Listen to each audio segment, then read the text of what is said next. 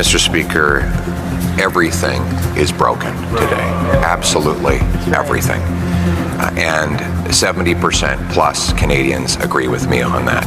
The borders are broken. We have 500,000 people here illegally, according to the government's own documents.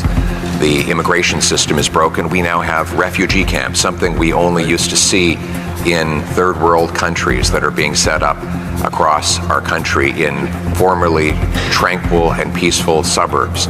Our drugs and disorder have broken our communities.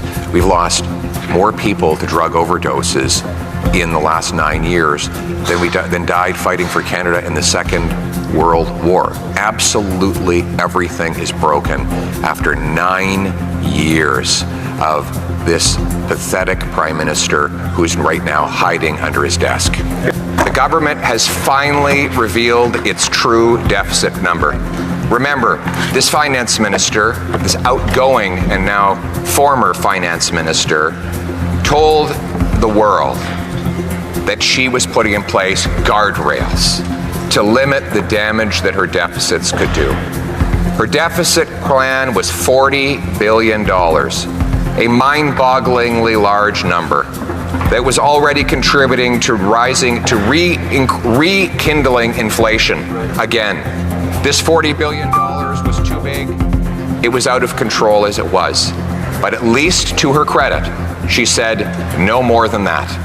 And she decided she would have a guardrail. We know a guardrail is meant to stop vehicles from flying off cliffs.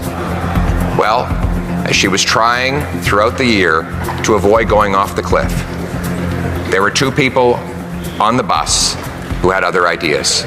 The Prime Minister and carbon tax Carney. That's right. And the two of them went to the front of the bus, they grabbed the wheel, they pulled it sharply to the left, smashing into that guardrail, and she tried to resist.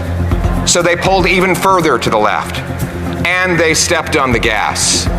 The bus flew off the cliff, and now Canadians are at the bottom of the ravine in a big pile of debt. Yeah. But instead of taking responsibility, the Prime Minister told her that she should take all the blame. Oh. That when the ambulances and the police cruisers arrived and the fire department, that she take the blame for running the bus off the cliff, and that carbon tax Carney and the Prime Minister could innocently sit back, and that the Prime Minister could then put carbon tax Carney in charge of driving the next bus. The good old boys in the back room would protect themselves and make the finance minister, the then finance minister, take all the blame. Reminds you of the way they treated the former Attorney General, a brilliant and brave First Nations woman who refused to kowtow to corruption. It reminds us of the way they treated Jane Philpott and so many other brave women who have dared question this self-described feminist Prime Minister, some feminist indeed, throwing the bus off the cliff and throwing women under the bus. That is his real record. That his real record on finance, Mr. Speaker, is yet another $62 billion deficit. For context, outside of this government, there is no government in the history of Canada that has ever run a $62 billion deficit. Not even in the 90s when the Wall Street Journal said that we were a third world basket case. Not even during the massive global economic crisis did the deficit come anywhere close to that. And here we are, with the global economy growing, with the American economy booming in stable times.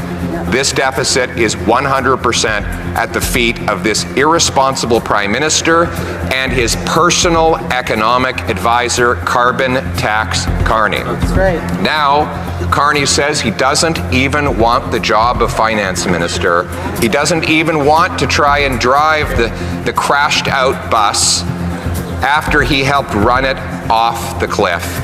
And they couldn't find anyone all day. In fact, no one will appear today even to defend this incredible disaster of a budget. Look at the consequences in human terms, Mr. Speaker. We have 1,400 homeless camps in Ontario, 35 homeless encampments in Halifax alone. We have 2 million people lined up at food banks. Scurvy is making a comeback. The government admits that 1 in 4 children are going to school hungry every single day. Unemployment is rising, and according to this budget, expected to exceed 7% by the end of next calendar year. The gap between per capita GDP in Canada and the US is now 30,000 in Canadian dollars, 30,000 it was equal 10 years ago. This is the worst gap since at least the Second World War, and some say the worst gap in a century.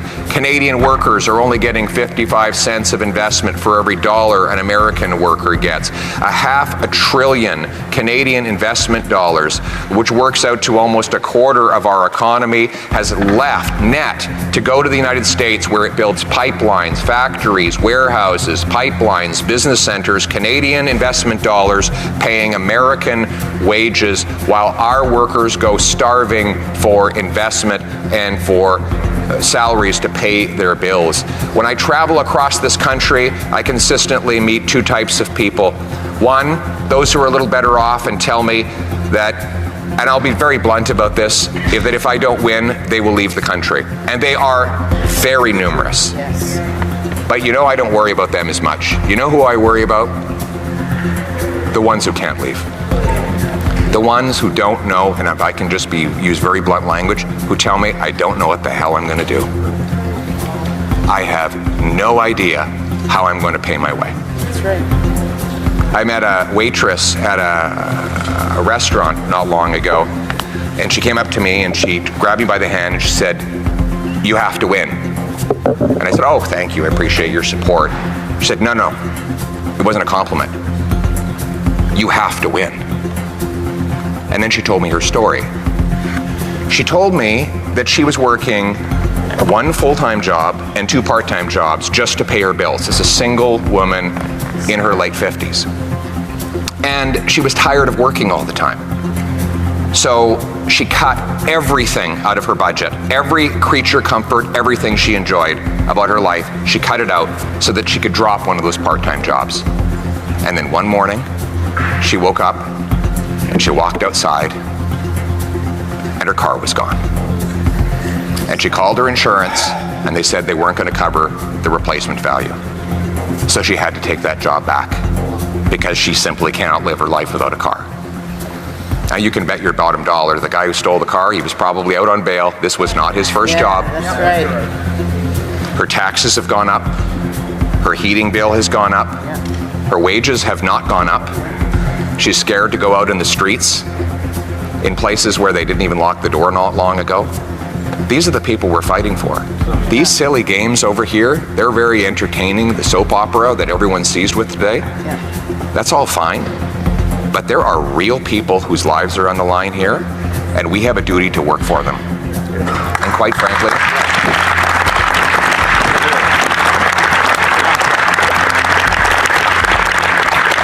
you know, there is no one more so than the leader of the Conservative Party that both inside the House and outside the House tries to portray a false impression that Canada is broken, Mr. Speaker. The reality is Canada is the best country in the world to call home. We can do a worldwide tour where you will see that whether it's interest rates, whether it's inflation rates, that Canada is virtually second to no other G7 country. And when you think of things like foreign investment, we are third in the entire world in 2023, Mr. Speaker. To the leader of the Conservative Party, Canada is not, in fact, broken. And I would remind him that he sat around a cabinet table with Stephen Harper, where Canadians sent a very resounding message back in 2015, where a third party took over as the government of the day because his government back then was such a disaster. The Honourable Leader of the Opposition.